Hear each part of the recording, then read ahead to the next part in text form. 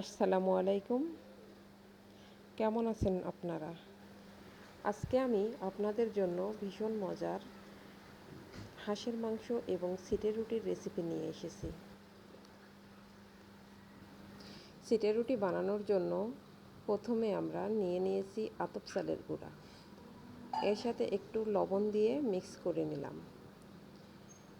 এখন আমি এতে দিয়ে দেব একটু কুসুম গরম পানি। কুসুম গরম পানি দিলে পিঠাটা সফট হয়, এজন্য আর কি আমি একটু কুসুম গরম পানি দিয়ে দিলাম। এখানে কুসুম গরম পানি দিয়ে ভালোভাবে এই যে অল্প অল্প পানি দিয়ে আর কি মিশিয়ে নিচ্ছি। প্রথমে একেবারে অনেক পানি দেওয়া যাবে না, অল্প অল্প পানি দিচ্ছি আর মুথে নিচ্ছি, এতে পিঠাটা খুব সুন্দর হয়। আমার প্রয়োজন মতন আমি এখানে কুসুম গরম পানি দিয়ে নিলাম।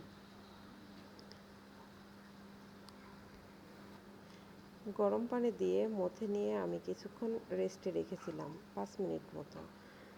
এখন আমি এখানে ভালোভাবে আটাটাকে ফেটিয়ে নেব, এতে ভালো হবে, পিঠাটা খুবই সুন্দর হবে। যেহেতু আমি এখানে শুকনো চালের গুঁড়া ব্যবহার করেছি, আপনারা যদি ভেজা চালের গুঁড়া ব্যবহার করেন তাহলে গরম পানি ইউজ না করলেও হবে, আর এভাবে রেস্টে রাখারও কোনো প্রয়োজন নেই। আমি যেহেতু শুকনো চালের গুঁড়া ব্যবহার করেছি, তাই আমি ব্যাটারটা কিছুক্ষণ রেস্টে রেখেছি এবং ভালোভাবে ফেটিয়ে নিচ্ছি।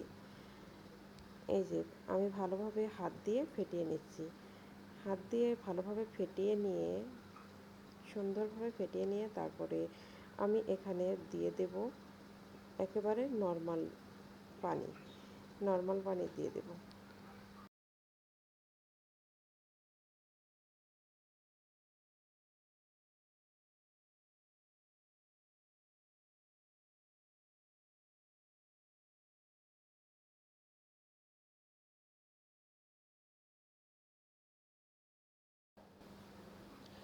পারফেক্ট এবং সুন্দরভাবে চিটে রুটি বানাতে চাইলে প্রতিটা স্টেপ ফলো করবেন।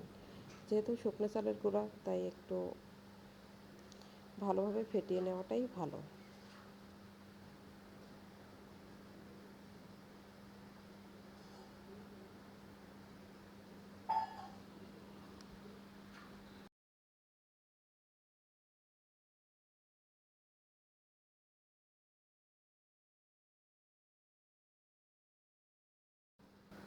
এখন দেখুন এই ঘনত্বটা একেবারে পাতলাই বলা যায়, পাতলাভাবেই আমি ব্যাটারটা করে নিয়েছি।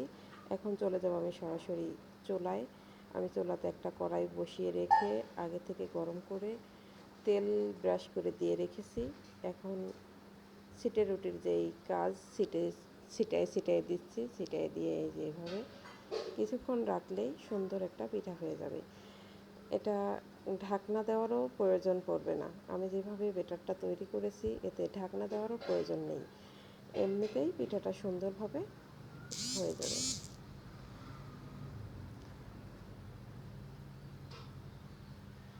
এই যে পিঠার ব্যাটার ছিটায় দেওয়ার পরে কিছুক্ষণ ওয়েট করার পরেই দেখুন সুন্দর একটা পিঠা হয়ে গেছে।